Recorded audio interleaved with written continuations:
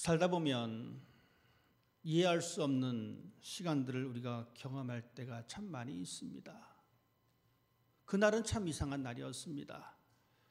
평소처럼 그래도 고기 몇 마리를 잡을 줄 알았는데, 아니 오늘은 고기를 참 많이 잡을 거야 라고 하는 이 기대를 가지고 호숫가에 나갔는데, 그날은 참 이상하게도 몇 번씩 그물을 던졌음에도 불구하고 한 마리도 잡지 못했습니다.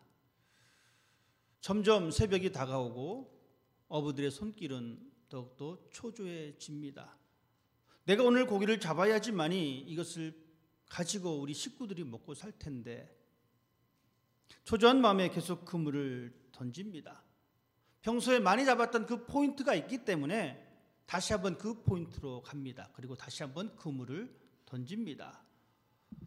여러분, 수고를 했음에도 불구하고 여전히 건져 올리는 것은 빈 그물뿐이었습니다. 서로 말은 하지 않았지만 그들의 마음속에는 무거운 침묵만이 흐르고 있습니다. 왜냐하면 당장에 먹을 것을 걱정해야 되기 때문에 그렇습니다. 예수님의 제자로 부름받기 전에 시몬과 야고보와 요한은 그 작은 통통배를 가지고 나가서 고기를 잡았습니다. 여전히 잡지 못하는 그 안타까운 현실, 드디어 날은 밝았고 더 이상 상식적으로 고기를 잡을 수 없는 것을 알았기에 그들은 무거운 마음으로 노를 저어서 무트로 나왔습니다. 그리고 더럽혀진 그물을 수리하고 있었습니다. 그때 한 청년, 예수라고 하는 청년이 이 호숫가로 왔습니다. 오늘 성경은 이 호숫가를 게네사렛 호숫가라고 이야기하고 있습니다. 다른 곳에서는 이 디베라 바닷가, 우리가 일명 알고 있는 갈릴리 호수입니다. 여러분, 한국에 있는 복례산을 아십니까? 아주 유명한 산입니다. 한국 사람이면 다 아는 산입니다. 복례산입니다. 여러분, 혹시 복례산을 알고 계십니까? 아무도 모르신가요? 되게 유명한 산인데. 풍악산을 아십니까? 그것도 잘 모르겠어요. 한 가지 더. 개골산이라고 아십니까? 대한민국의 대표적인 산 개골산입니다. 아닌가요? 저희 동네 뒷산인가요? 이 개골산이? 저만 알고 있는 산의 이름이 개골산인가요? 여러분, 이 복례산이나 풍악산이나 개골산이나 금강산을 가리킵니다. 금강산은 아시죠? 대한민국의 아름다운 산 금강산. 이 갈릴리 호수도 마찬가지입니다. 이 디베라 바닷가라고 부르기도 하고 이 게네사렛 호숫가라고 부르기도 합니다. 어쨌든 오늘 누가복음 이 게네사렛 호숫가에 있었던 이 사건을 이야기하고 있습니다. 밤새도록 정말 고생했습니다. 여러분, 한번 생각해 보십시다. 평소에 이만큼의 손님이 오는데 그날따라 한 명도 오지 않습니다. 어떤 마음이 들겠습니까? 혹시 이 사인이 이 클로즈가 돼 있나? 다시 확인해 봅니다. 오늘 공휴일인가? 사람들 다 놀러 갔나? 밖을 기웃기웃 거립니다. 제자들도, 이 사람들도 마찬가지입니다. 밤이 새도록 고기를 잡았지만 그럼에도 불구하고 한 마리도 잡지 못했습니다. 그런데 예수님께서 그곳에 오셔서 놀라운 사건이 이제 벌어지게 됩니다. 예수께서 한 배에 오르시고 그 배를 띄웁니다. 그리고 그 배에서 사람들에게 하나님의 말씀을 전합니다. 무태서부터 잠깐 띄워진 그곳에서 하나님의 말씀을 전합니다. 하나님의 말씀을 전하다가 이제 이 배의 주인에게 말합니다. 깊은 데로 가서 그물을 내려 고기를 잡으라. 이 말을 들었던 이 시몬은 무슨 생각이 들었을까요? 밤새 한 마리도 잡지 못했습니다. 평소에 잘 고기가 나타나던 그 지역을 수없이 반복했음에도 불구하고 한 마리 잡지 못했는데 예수라고 하는 이 청년이 깊은 데로 가서 물을 던지라, 그것도 깊은 데로 가라라고 이야기합니다. 해가 뜨면 뜰수록 고기는 없습니다. 그것이 갈릴리 호숫가의 특징입니다. 충분히 이 시몬은 거부할 수도 있습니다. 이것 보십시오. 해가 지금 중천에 떴는데 낮에는 고기 잡는 거 아닙니다. 왜냐하면 내가 40년 동안 이 호숫가에서 자랐기 때문에, 우리 아버지부터 할아버지부터 이 고기를 잡는 것을 배웠기 때문에 이 낮에는 고기를 잡을 수 없습니다라고 충분히 거부할 수도 있습니다. 더욱이 깊은 데는 고기가 없습니다. 낮은 곳에 우리가 던지는데 깊은 곳에는 고기가 없습니다라고 이야기할 수도 있습니다. 내가 밤새 마음고생하면서 고생했기 때문에 나 이제 더 이상 할 힘이 없습니다. 집에 가서 난 이제 쉬어야 됩니다라고 거부할 수도 있습니다. 그렇지만 이 시몬은 예수님께서 하신 말씀을 듣습니다. 그 말씀을 순종합니다. 그리고 정말 나가서 그물을 던집니다. 참 놀라운 일입니다. 밤새 다 도망 다녔던 그 고기가 하필 깊은 데로 다 모여 있었습니다. 잡은 것도 그냥 보통 잡은 것이 아니라 그물이 찢어질 정도로 엄청난 양의 고기를 잡게 되었습니다. 한 배도 아닌 두 배가 모자랄 정도로 잡았습니다. 여러분, 이것을 요즘 말로 뭐라고 말씀하는지 아십니까? 대박입니다. 대박. 드디어 베드로 인생에 대박이 터졌습니다. 평소에 조금 잡던 이 고기가 그물이 찢어질 정도로 많이 잡았다라는 이야기입니다. 예수님께서 그 게네사렛 호숫가에서 말씀을 증거하시기에 앞서서 시몬은 예수님을 만난 경험이 있습니다. 우리가 읽진 않았지만 이 성경 앞부분에는 예수님께서 이 시몬의 장모의 병을 고쳐주셨습니다. 그러니 시몬은 예수라고 하는 이 청년에게 이런 능력이 있구나라는 것을 알고 있습니다. 그리고 그때 당시에 사람들을 고쳤던 그 소문들을 이미 들었습니다. 그래서 예수라고 하는 사람에 대해서 초면이 아닙니다. 이미 알고 있습니다. 어쩌면 그래서 예수님은 시몬의 배에 오르셨고 시몬에게 그물을 던지라고 말씀하셨는지도 모릅니다. 꼼짝없이 시몬은 힘들지만 피곤하지만 어쩔 수 없이 배에 앉아서 예수님께서 전하신 하나님의 말씀을 들을 수밖에 없었습니다.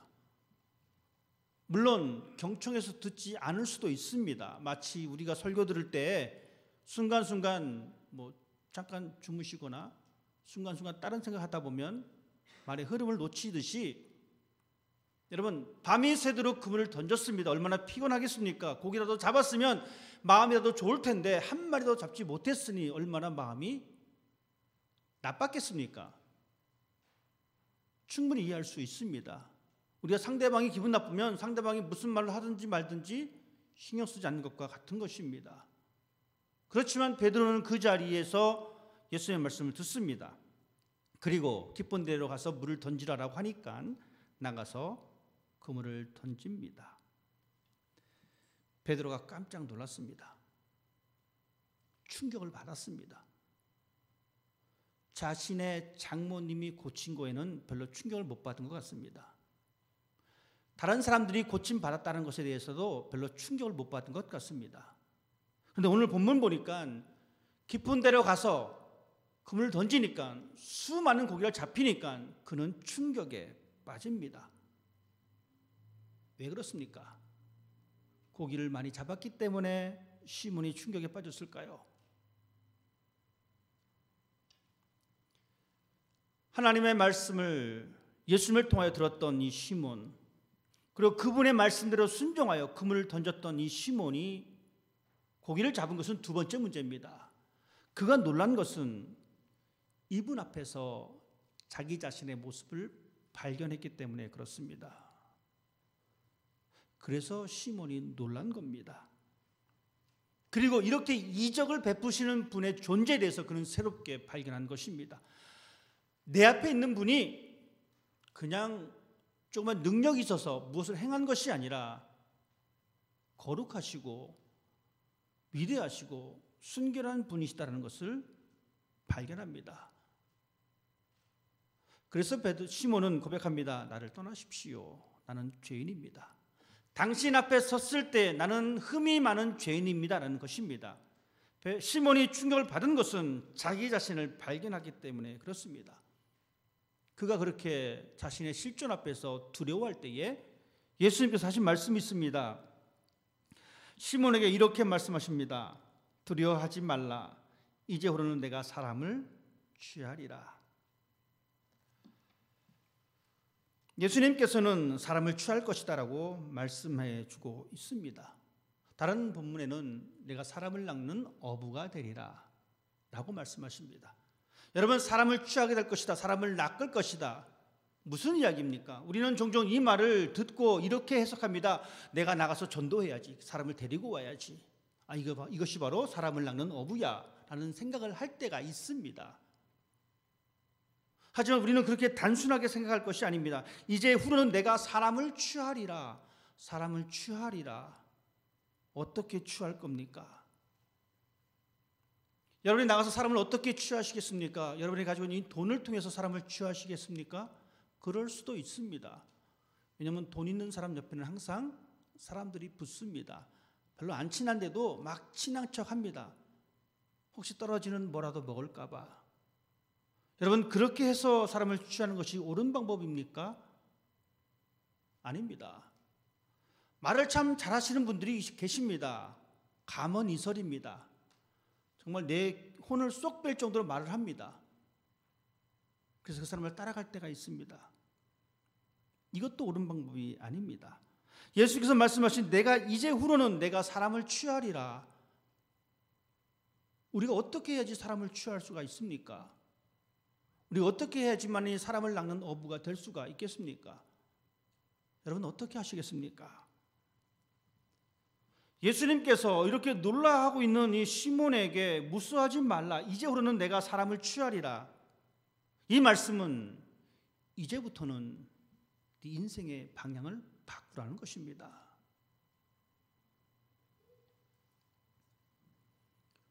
평생 어부로서 삶을 살았습니다. 어부로서의 삶의 방향이 어부로서의 삶의 목적으로만 모여 있는 것이 아니라 그 인생을 터나라는 이야기입니다. 쉽지 않은 일입니다. 한평생 그것이 제 일인 줄 알고 살았습니다. 그런데 그것을 놓고 다른 방향을 보라라고 하는 것은 힘들게 살라는 이야기입니다.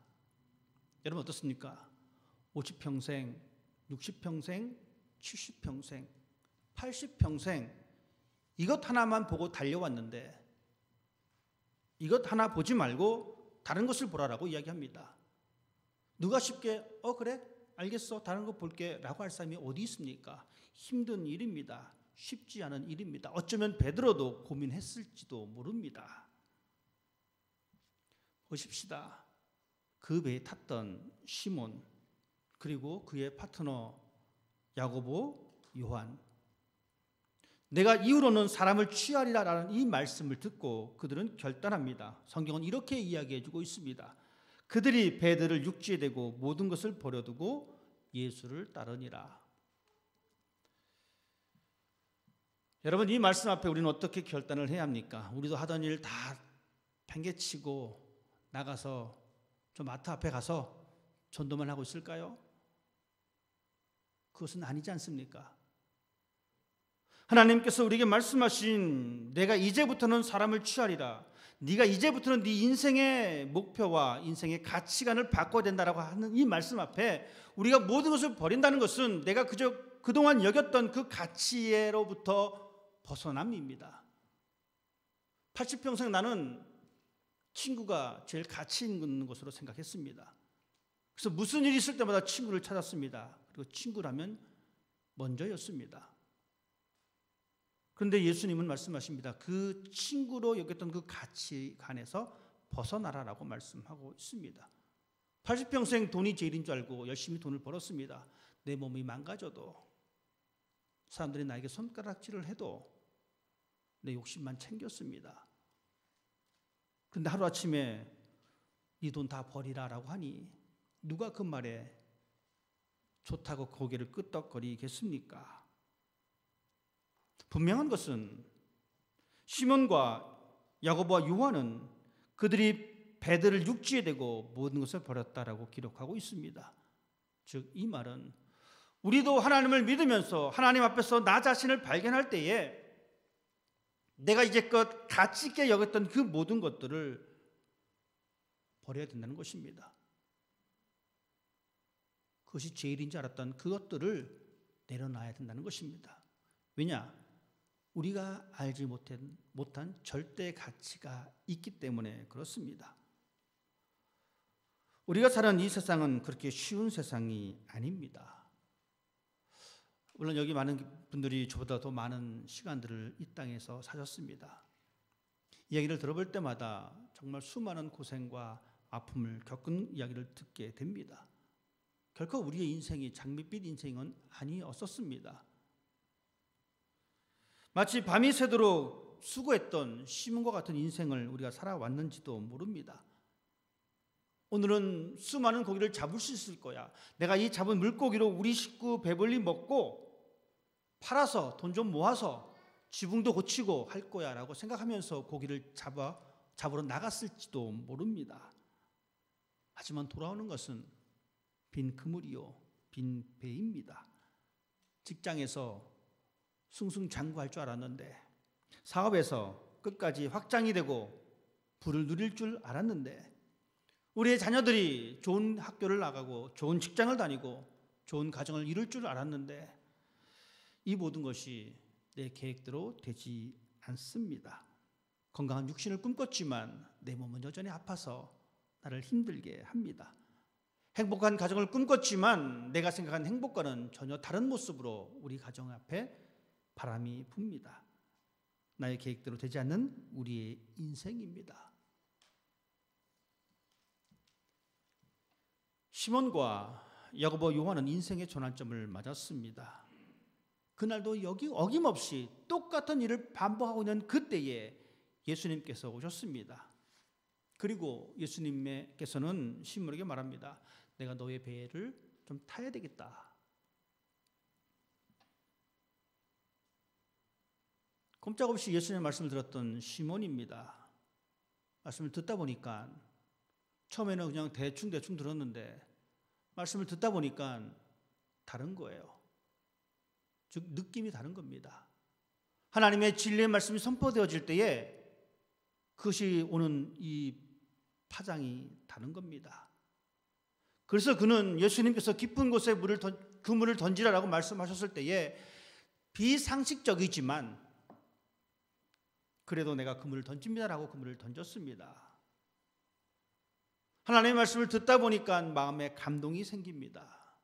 그리고 그 말씀대로 실천하게 됩니다. 여러분, 이것이 우리의 신앙의 단계이기도 합니다. 예수님께서 우리와 함께 하시려고 우리에게 오십니다. 그리고 우리에게 말씀을 주셨습니다. 여러분, 우리가 이 말씀을 들어야 합니다. 왜냐하면 들음을 통하여 우리의 믿음이 생기기 때문에 그렇습니다. 듣지 않으면 우리는 믿음이 생길 수가 없습니다. 하나님의 말씀을 들어야 합니다. 듣다 보니까 이 말씀대로 내가 해야겠구나라고 하는 마음의 결단이 생기게 됩니다. 그 결과 반드시 결과물을 얻을 수가 있습니다. 하나님은 인격적인 하나님이십니다. 하나님은 살아계신 하나님이십니다. 이 말은 하나님과 우리가 서로 소통한다는 이야기입니다. 하나님은 우리에게 일방적으로 오셔서 우리 속에 들어와 계신 것이 아니라 하나님은 오늘도 우리 앞에 오셔서 우리의 문을 두드리고 계십니다. 내가 너의 마음속에 들어가도 되겠니? 하나님은 절대자이십니다. 우리가 거부한다라고 해서 하나님은 그래? 포기하지 않고 들어오실 수도 있습니다. 하지만 하나님은 인격적이십니다. 우리의 응답을 요구하고 계십니다. 내가 너와 마음속에 들어갈 수 있겠니? 여러분, 우리는 그럴 때마다 하나님께 이렇게 이야기해야 됩니다. 하나님, 제 마음에 들어오십시오. 마치 예수님께서 시몬의 배에 타셨듯이 하나님께서 우리 인생 가운데, 내 인생 가운데 들어오실 때에 우리는 그때부터 비로소 하나님의 말씀을 들을 수가 있습니다. 그리고 그 들음으로 인하여 우리의 믿음이 생기고 그 믿음으로 인해서 우리는 순종할 수가 있습니다. 그렇지 않으면 우리는 순종하지 못합니다. 예수님께서 이 시몬에게 기적을 보여주셨습니다. 왜 기적을 먼저 보여주셨을까?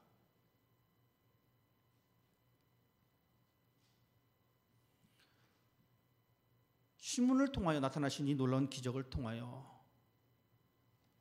시몬의 인생관을 바꾸어 놓으셨습니다.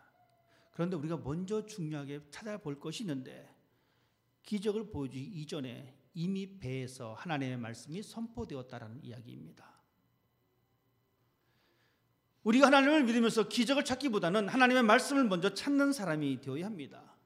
그냥 기적을 탁 던져주면 더 쉬울 텐데, 더 잘 믿을 텐데. 저는 가끔 이 마술에 관한 이 동영상을 볼 때가 있습니다. 참 신기합니다. 참 재밌습니다. 카드가 막 숫자가 막 변하고 뭐 그런 것들이 있습니다. 그런데 이것을 보다 보면 전에 보였던 이 마술의 어떤 것에 성이 차지 않을 때가 있습니다. 좀 더 신기한 게 없나라는 생각이 들 때가 있다는 것이죠. 마치 이것과 같습니다.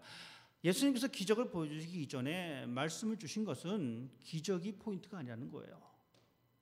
그런데 우리는 기적의 포인트를 맞춥니다. 뭐 좀 큰 기적이 없을까? 뭐 눈에 보이는 뭐 증거가 없을까? 하나님의 말씀에 순종할 수 있는 영적 토대는 기적이 아닙니다. 하나님의 말씀에 순종할 수 있는 영적 토대는 하나님의 말씀입니다. 이 말씀을 듣고 순종할 때에 기적, 하나님의 보상이 있습니다. 이 보상은 즉각적인 보상이 있는가 하면에 반면에 좀 늦은 보상도 있습니다. 우리가 죽어서 얻는 보상도 있습니다. 하지만 중요한 것은 하나님의 말씀에 순종하는 것이라는 것입니다. 예수님께서 시몬의 배에 올라타셨습니다. 그 배에 대박이 났습니다. 여러분 어떻습니까? 여러분의 인생의 배에 누가 탔습니까? 그 배의 선장이 누구입니까? 이제껏 우리는 나의 인생의 배의 선장을 나로 알고 있었습니다. 그래서 내가 오른쪽 가고 싶으면 내가 오른쪽 가면 되는 겁니다. 내가 왼쪽으로 가고 싶으면 내가 왼쪽으로 갔습니다. 이제껏 그렇게 살았습니다. 그것이 시몬의 인생이었습니다. 그런 시몬에게 예수님께서는 내가 이후부터는 사람을 취하리라. 네 인생의 배의 선장은 내가 아니라는 거예요. 예수님이다라는 사실입니다. 하나님이다라고 우리에게 말씀해 주고 있습니다. 내 인생의 배의 선장이 예수님이 되신다면 우리는 한 번도 경험해보지 못한 이 미지의 세상을 맡길 수가 있습니다.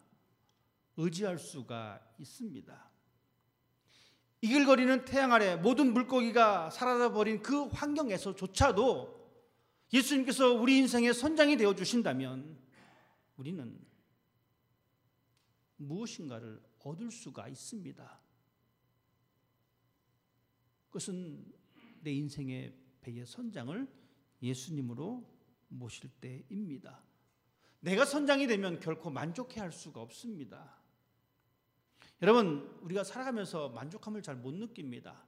그래서 옛 어르신들이 하신 말씀이 사람의 일과 욕심은 죽어야 끝이 난다라고 하지 않습니까? 내가 이 인생의 배의 주인공이 된다면 결코 만족함이 없습니다. 여러분, 그것을 우리는 성경을 통해서도 분명히 알 수가 있습니다. 신할 평지에서 사람들이 바벨에서 탑을 쌓기 시작합니다. 바벨탑입니다. 그들은 말합니다. 우리의 이름을 내자. 그리고 하늘 꼭대기 한번 올라가 보자. 인간의 욕심이 그렇게 끝이 없다는 겁니다. 감히 하늘까지 올라가겠다라고 하는 그 욕심이 있습니다. 만족이 없습니다. 내가 내 인생의 주인이기 때문에 그렇습니다. 우리 인생에 예수와 동행하지 않으면 결코 만족이 없습니다. 그리고 예수님이 우리의 배에 선장이 되어주실 때에 실패와 좌절을 극복할 수가 있습니다. 인생의 배에 예수님이 선장이 되어야 합니다. 여러분의 삶의 주인이 예수님이어야 합니다. 그리고 그 예수님의 말씀을 우리는 경청하는 사람이 되어야 합니다. 그럴 때 하나님께서는 우리에게 새로운 소명을 주십니다. 하나님은 우리 모두에게 소명을 주셨어요. 여러분이 받으신 소명은 무엇입니까? 소명이라고 하는 것은 특별한 부르심입니다. 물론 이 특별한 부르심에 응답한 사람이 있는데 어떤 사람이냐면 바로 목사입니다. 하나님의 일을 하기 위해서 원래의 직업을 포기하고 목사를 업으로 삼고 선교사를 업으로 삼고 부르심을 받은 사람입니다. 하지만 그것은 한정된 소명이고 우리 모두는 그러한 소명이 있습니다. 그 소명은 무엇이냐면 우리의 인생 전체입니다. 소명은 모든 직업과 인생살이에 포함되어진 것이 소명입니다. 그래서 루터는 말하기를 세상의 모든 직업은 거룩한 소명이다라고 이야기하고 있습니다. 즉 목사도 거룩한 직업이요, 구두수선공도 거룩한 직업이요, 청소하는 것도 거룩한 직업이요. 우리 김성우 집사님네 우리 구문 그것도 거룩한 직업입니다. 우리 이창훈 집사님 우리 또 하시는 그거 거룩한 직업입니다. 우리가 하는 모든 것들이 거룩한 직업입니다. 그러면 이 직업 속에서 그 일이 하나님과 어떻게 연결되어져 있는가라는 것입니다. 이것이 바로 소명입니다. 우리 로튼 집사님이 비행기 조종사예요. 그것이 어떻게 하나님과 연결되어져 있는가? 거기에서 우리의 소명을 발견하게 되는 것입니다. 내 직업을 돈으로만 환산하면 차별이 생깁니다. 어떤 사람은 많이 벌고 어떤 사람은 적게 벌기 때문에 차별이 생기지만 내가 하는 일이 하나님과 연결되어 있다면 차별이 존재하지 않습니다. 모든 일이 귀한 겁니다. 하나님의 일을 드러내는 것이기 때문에 그렇습니다. 그렇기 때문에 그 일은 사람들 앞에서 판단받는 것이 아니라 하나님 앞에서 판단받는 것입니다.